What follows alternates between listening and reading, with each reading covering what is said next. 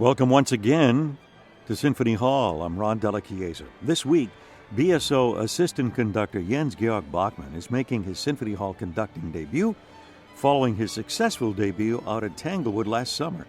He'll close with the Scottish Symphony by Mendelssohn, and before that we'll have the Piano Concerto by Robert Schumann with Andres Hefliger as soloist. The Boston Symphony concert, broadcast live from Symphony Hall, begins with the Oberon Overture by Carl Maria von Weber. A few words about BSO assistant conductor Georg Bachmann. He's making his BSO Symphony Hall debut, as we mentioned, with this week's program. He began his duties as BSO assistant conductor last season. He previously served as assistant conductor to James Levine at the Munich Philharmonic, a position especially created for him in 2000. He's conducted opera frequently in Europe, conducting Werther and the Elixir of Love in Nuremberg and the Magic Flute in Dusseldorf. Georg Bachmann attended the Eisler Music School in Berlin and the Juilliard School in New York, where he received the Bruno Walter Memorial Scholarship. He made his BSO debut last July out at Tanglewood in a concert that included the Shostakovich Symphony No. 5 and the Beethoven Violin Concerto with Pinchas Zukerman as soloist. Just a reminder that today's program will be repeated tomorrow night and next Tuesday. Well, Georg Bachmann was born in Berlin. He came to New York to attend the Juilliard School. He had had a thorough education in Germany before coming to the States and crossing paths with James Levine. Brian Bell spoke to Georg Bachmann about his tutelage under James Levine. When you say you've been, or I understand that you've been, an assistant to James Levine these years, I am surmising that the typical discussion between you and him does not center around the 4-beat pattern or how do you cue the third trumpet in bar 15. What is the nature of the discussions that you have with James Levine? I would say it started really with, well, the real start was that he talked with me about my personality. It was, I could say, somewhat a conversation on a psychological level. He wanted to find out what the personal vibes are, what kind of mutual feelings, mutual ideas, responses, correspondences, reverberations we would have. I think he is such an experienced man that he sensed something, that he would find a mutual agreement in such a way that it could be very conducive in a working relationship. And from there on, it was really always up to me to ask questions about anything musically related. So that was the way we got to know each other. Rather, I would say he got to know me. And compared to now, I would say I was fairly young. At least looking back, I would say it was quite... Well, I was just right off school, came out of the Juilliard School, and not too experienced in that field, but of course very eager to learn and very, very ambitious.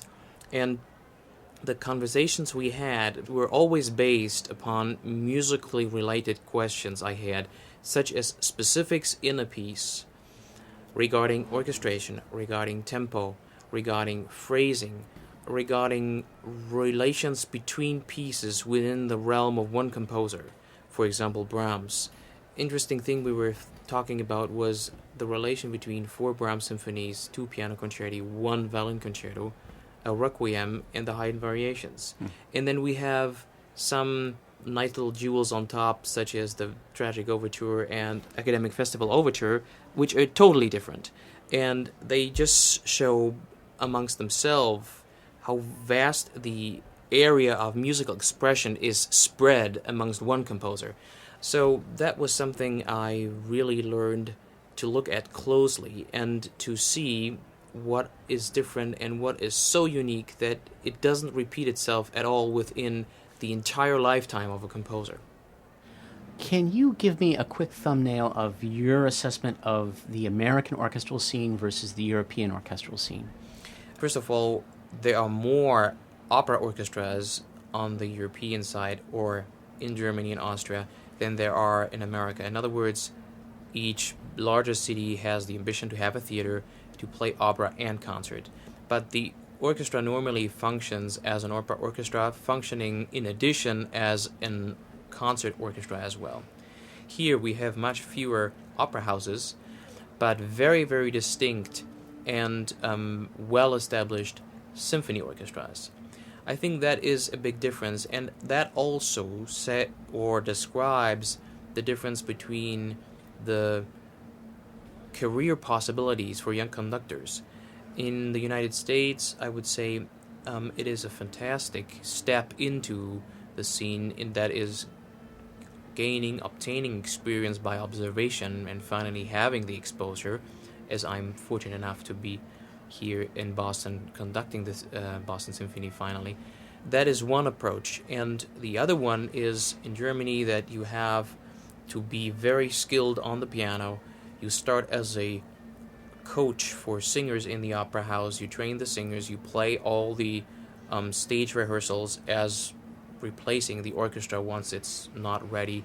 And then maybe finally you come to the spot where you take over one performance from the music director, and then you move on from there. So that is more, I would say, the German-Austrian lineage is more piano-related, more vocally related, as opposed to the one which in the United States is much more symphony-related. That is the major difference.